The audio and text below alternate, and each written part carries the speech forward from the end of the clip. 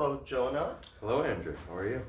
I'm doing well this morning. How are you doing? I'm doing quite well myself. Oh, that's good. It's really a nice day. So glad we get to It is. have this. Thank you for joining us. It's really such an honor to have you.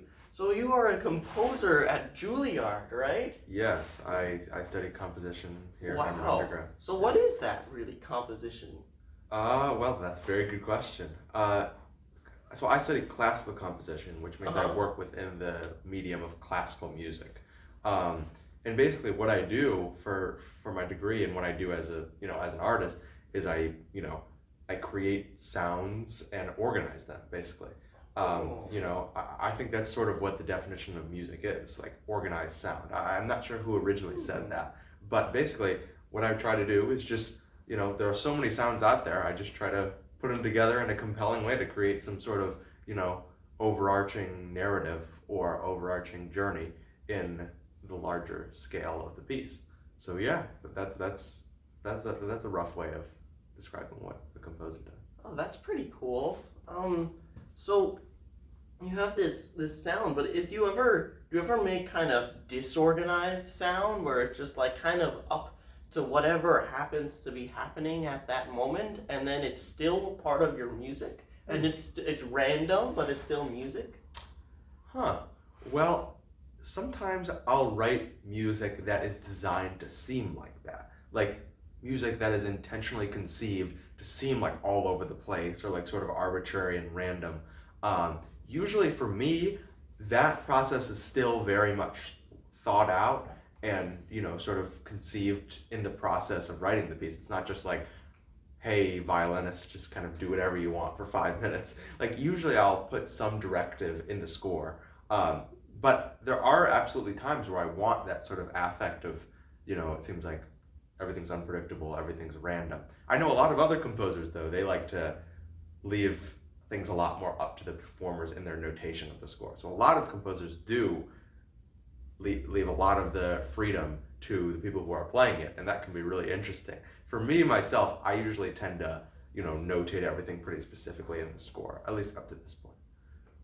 But the score, like it's not a game though. What's that? Well, the score is basically the sheet music that contains all of the parts of a given piece. So let's say I'm writing a piece for, 2 violins, a viola, and cello. The score would have all of their parts stacked on top of each other. So it shows how the music sounds as a whole. Whereas the individual part is just one instrumental part. So there would be a violin part, there would be a viola part, there would be a cello part. That's very interesting.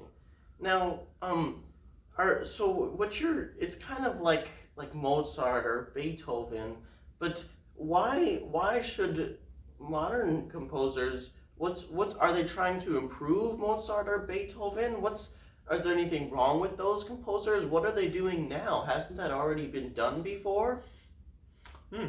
Well, I think the most productive way of thinking about composition is not trying to one up the classical masters, because they are amazing. I mean, Beethoven and Mozart, as you mentioned, their music still endures today. It still gets played, hundreds of times a day all around the world. So, so I think at least what I'm trying to do, I can't speak for everyone, but sort of just create music that sort of has a greater relevance to the times that we live in, and sort of trying to, just do something different, not necessarily compete with them.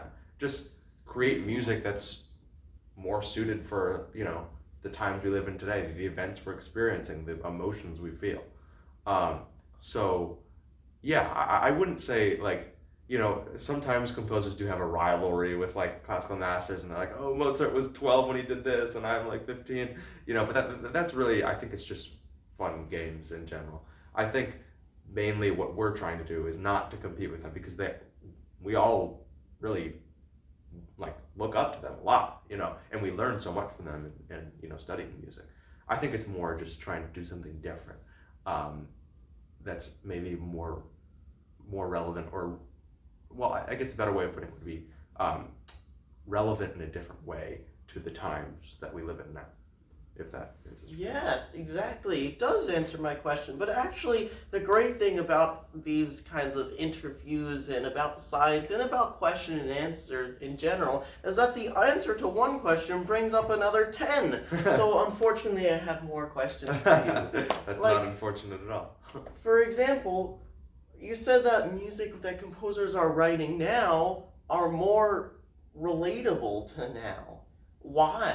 What's happening now that wasn't happening before, and how can sound, organized or partially organized sound, depict this kind of these happenings that are happening now instead of in the 17 and 1800s? That's a very good question. I think a lot of it has to do. Of course, there's all sorts of like music that's designed to be like a political critique, or there's music that's designed to reflect a social event or something like that. But I think even if you're writing something that's called absolute music, or quote unquote absolute music, which is basically music that has no real extra musical influence, it's just music for the sake of music, like a sonata in G flat major, just for solo piano, there's no like inspiration. I think even with that music, it's very important to remember the context in which the composer wrote it, in terms of like geography, timeline, social and political events of the time. So I think even if we're not consciously trying to reflect the times in our music, honestly, I think they seep their way in anyway. Because there's this little myth about like the composer living in their like cave, just scrawling out music for 12 hours a day and never leaving. But I think really in actuality, it's impossible to live in a vacuum like that. I think even if you're more secluded, you still experience life as it is. You still go throughout your day and experience what's different about the world and what's changed about it and what's good about it and what's bad about it. And I think that sort of just finds its way into the music of our time, even if it's like quote unquote absolute music, because it's still absolute music that's being written at a particular time, at a particular place, by a particular person of a particular identity. So you have all these factors that contribute to, music not just being, like nameless piece in G flat, which could have been written 100 years ago or 100 years from now. I think, at all points in history, especially now, even absolute music does sort of have a relevance to our times, just because the composer is a member of society. I know that's a little bit vague, but that's kind of how I think that. And so is it necessary? Is it important for the listener, whoever's listening to the music, to know when and why the composer might have written the piece?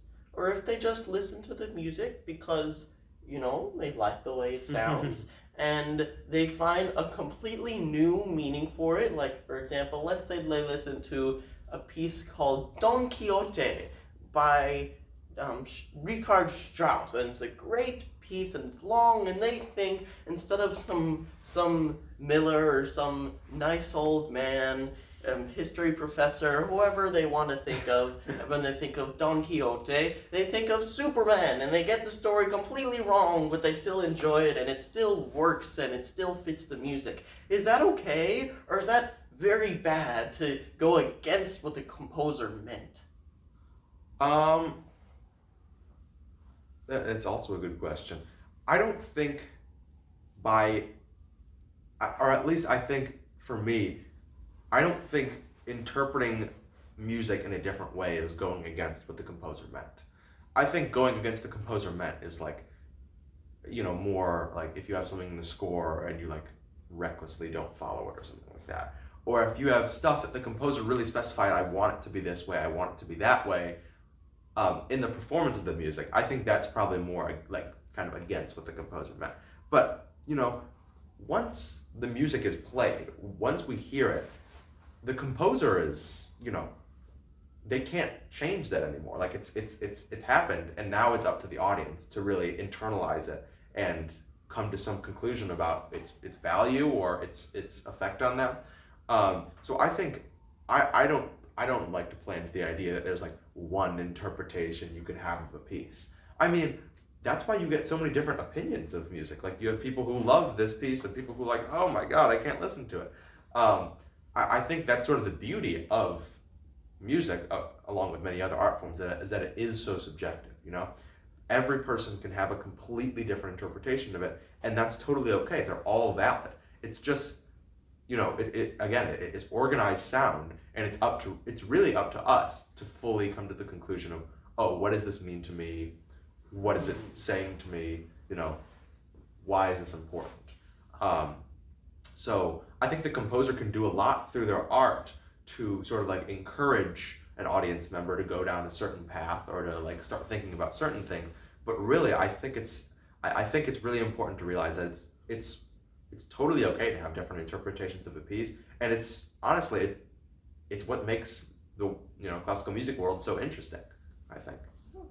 So it seems like people listen to more modern music. People write modern music because it's more relevant to now, and it more closely details how things are going on right now. And that's different from what things were going on 100 years ago, and that's different from the things that will be going on 100 years from now.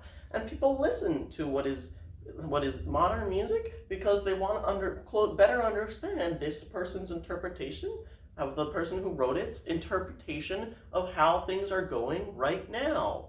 And maybe they disagree, maybe they agree, but it helps cope with what's happening in a good way or a bad way, and it helps them better understand and more deeply appreciate the modern state of the world. Would you say that that's true? I would say that that's definitely a large part of at least why I write music. Oh, yeah. What about the other small part?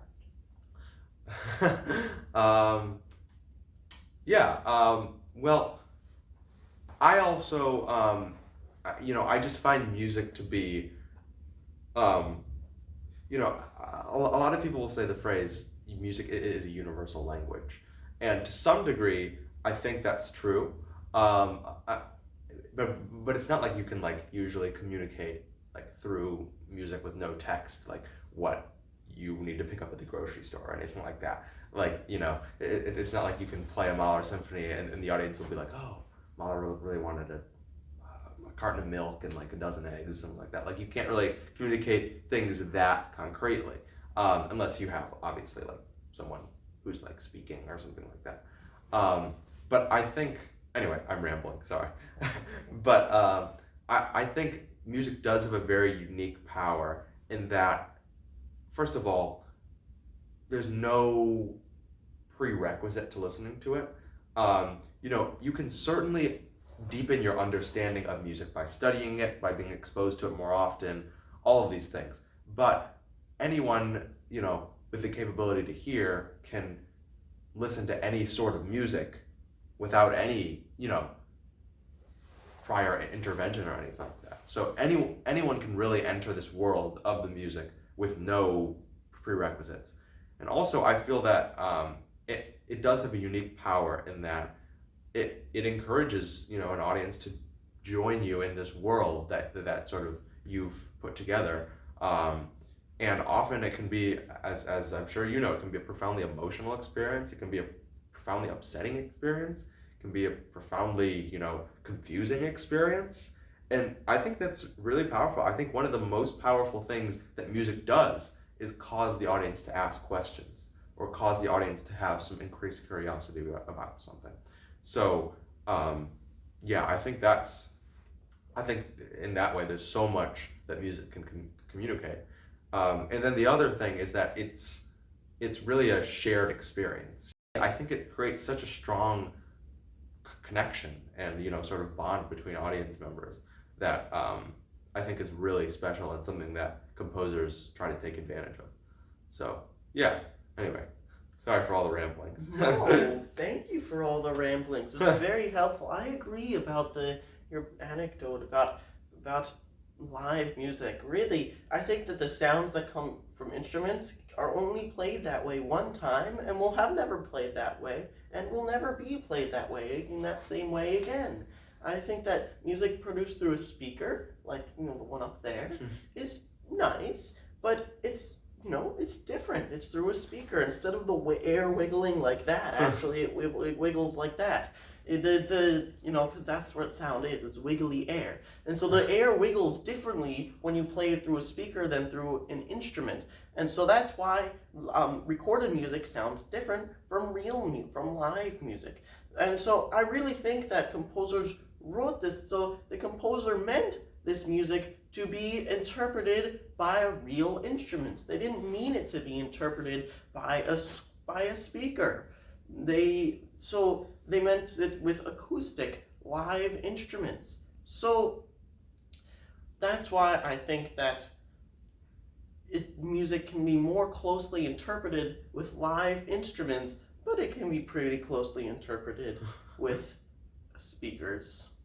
So really, this brings us to one last question, if you will. Is that okay? Yeah, absolutely. Thank you very much. Whether it's through a speaker, or whether it's through a piano, or a violin, or a nice somber guitar, all that they produce is, all they do is wiggly air. It's just sound, nothing but E flats and F sharps, or me flats and fa sharps, as we say at the Juilliard School. So why create a meaning to it? Is there any meaning? I mean, it's just sound. Sound is sound. Is this all constructed? Is this all like completely in our imaginations? Just all this hypothetical meaning and interpretation to it? Or is it just sound? Or is there really something more there in its core? Well, I'd love to hear your thoughts on this after I go with my spiel, too, because I think it can be this question can be interpreted in so many different ways, but you're right. It is just like a symphony, a Mahler symphony. Even though it might be an hour and a half long and might have been written over 4 years, and is like this thing that we envision as this pinnacle of art, of music. It is just an hour and a half of like wiggly air. It is. I mean, there might be a lot of people playing it, and there might be a lot of people listening to it, but that's basically what it is. But I think, through the centuries of our experience of music, and also just our nature, I think humans attribute meaning and emotion in really interesting ways. And we're not really objective creatures in a lot of ways. Like, that's why you have so differing of opinion, differing of emotion, different of personality, even. We could take everything at the surface and be like, oh, why should I be spending my time listening to this Mahler symphony if it's just wiggly air? I could just, go listen to the cars beep, and that's the same thing. Yes, yeah, exactly. But I think we do attribute emotion and attribute, meaning and value to things that, obviously, many other creatures might do that in different ways. Like, I would be curious to ask a tortoise how they value and appreciate sound, or don't value and appreciate sound. But I think over the centuries of our continued exploration of music, we've sort of developed this almost like a frame of mind. I don't think that's quite the right word to describe it, but our ears have been trained, as it were, to experience sound in a different way, and through our education, when all of us, or whoever is involved in classical music, is educated. We learn to hear like, oh, this dominant chord, it really sounds like it should go here, things like that. So I think it's really a combination between I think it's like learned schemata and is it natural schemata? I don't know, which is basically like our frame of mind for perceiving music that's learned, meaning that we developed over years and centuries, or our perception of music that is just natural to us as, living creatures. So that was a really, I don't know, unhinged answer. But I think it, in a certain sense, it sounds pessimistic to say that it's just wavy air. But in another sense, I think it's profoundly encouraging because, what an amazing thing it is that we can hear something like that. We can take in sounds and we can have this transcendent, transformative experience from it. What a fantastic part of our experience that is, Yeah. So, what do you think, though? I'm curious. What do I think? Yeah. I think that there's some music that is natural. I said the natural schemata. I think in nature there's this thing called the overtone series. Don't worry too much about it, but basically there are some natural pitches. I'll go on the piano, a little out of frame, but that's okay. And it goes like, let's see if I can get the pedal. In nature you hear these pitches.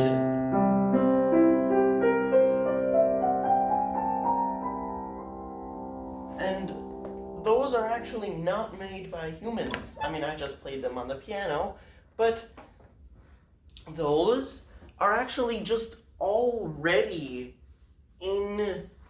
they were there before humans came to the earth, and they'll be there after humans die from the earth. And they're after humans, go off, after they become extinct. Those are just natural. That's a natural pattern of sounds. It can happen on any note, like it can happen on this note,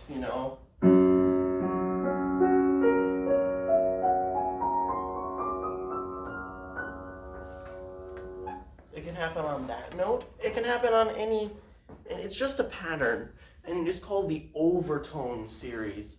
And so when you play a major chord, what our ears sound as nice, it sounds like this.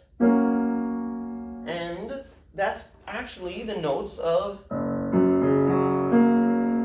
the overtone series. So when you play it, it sounds nice to our ears because it's actually natural. So I think that isn't, but does that have any meaning? I think that it has meaning to why it sounds nice. But I, as a person, don't think it has meaning as to what it is.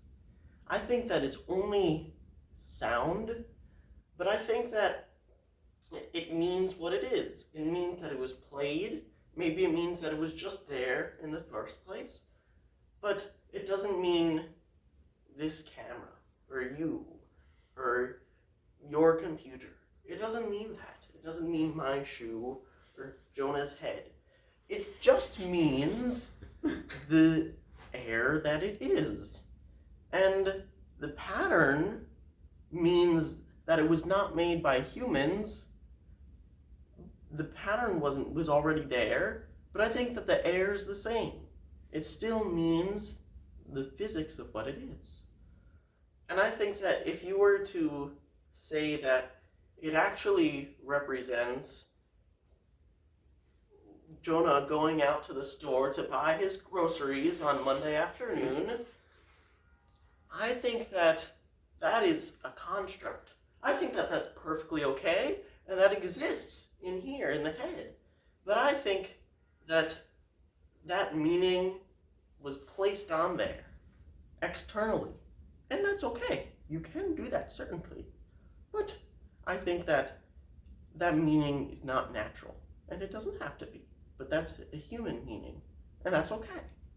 So I think that the physics of the sound are natural meaning, and the interpretive program or story is unnatural meaning, which is okay. So would you agree, or do you have a slightly different opinion, which is perfectly okay? Yeah, Yes. Well, I mean, I totally mostly agree with what you're saying, and yeah, it is very interesting to note that, like, all this stuff that, obviously we've taken it to an extent that is not, what occurs in nature, but everything does, and especially, in Western classical music, it does stem from, this sort of omnipresent overtone series, which is, found all over the place in nature. And as you said, it far predates us, and it will continue to be present, forever. So, but yeah, I also really agree with you in terms of meaning being, saying the word unnatural just seems to have like sort of a negative spin on it. I think it is natural in that, we are experiencing it naturally, and it's something that we perceive as we're listening to it. It's not something that it's not that we listen to music and are just like, oh, I really want to believe that this is this. I really want to believe that this F sharp major chord means that I'm going to the grocery store and getting a carton of milk. I think most of the time, and I think for me the most meaningful experiencing of music is when we just listen to something and, sort of a meaning is conjured up by our brain and by our being without us even really, trying to analyze it and be like, oh, this goes here, oh, the dominant goes to the deceptive cadence, blah, blah, blah, blah, blah. I think it is natural in that we experience it and come to terms with it in sort of a kind of a natural way. I think it's a different type of, I think it's totally different than, because, yeah,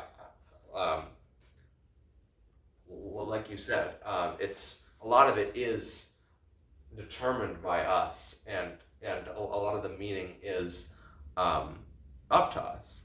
But I don't know. I don't necessarily consider that to be less natural. Maybe it's because it's still something that it's something that we naturally create. We do it without trying. It just happens. Like, I think we can't help experience things and then attribute them to something else. Our brains are constantly making connections. It's who we are. That's sort of how, like, the neuron system works. And that's nature. Yeah, it is, because we're natural creatures. So it's just a different, it's almost like a different side of the same coin. And like we talked about with learned schemata, it can definitely affect how those meanings are actually developed by us. If you play an F sharp major chord and say, like, another culture across the world, it might mean something completely different. And they often have completely different tuning systems and completely different, definitions of affect and things like that. But it is still, natural meaning, because people still perceive it and they still attribute some sort of emotion or connection to it.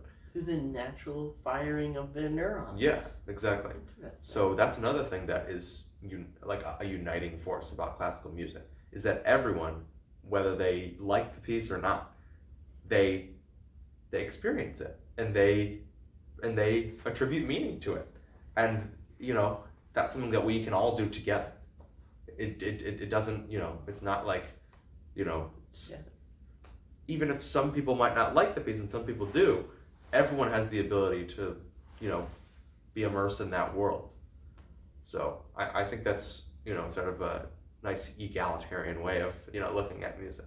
But yeah, I mostly totally agree with what you're saying. I just, maybe, I think it might be a little bit more productive I think the term unnatural, for better or for worse, it has like sort of a, a negative connotation, at least to me. Mm-hmm. Yeah, so that's the only thing I would point out. But yeah, I think you're very wise in saying what you did. I think. Oh, you are very wise in saying what you did. Thank you very much. It was very, very nice to hear what you had to say, and very helpful, very informative. You're a very wise man, and so No. it's very nice to learn from you and to see your interpretation. So thank you, and maybe we get to hear one of your pieces. Or would you like to send in a recording to be put on this? Sure. Yeah. Why not? Okay, Yeah. so- I'd be happy to. So thank you, Jonah. So we're gonna hear a nice piece by our modern composer, Jonah, and you can interpret it how you will, and however you wish to interpret it, to like it or to not like it, to have meaning or to not have meaning, to have a story or just to be wiggly air, that's perfectly fine, and we hope you experience the music all the same. Thank you very much for teaching us, Jonah, for making us learn. And it was a pleasure to talk. Thank you. I look forward to hearing your music and experiencing it in a true way. Thank you. Thanks for having me.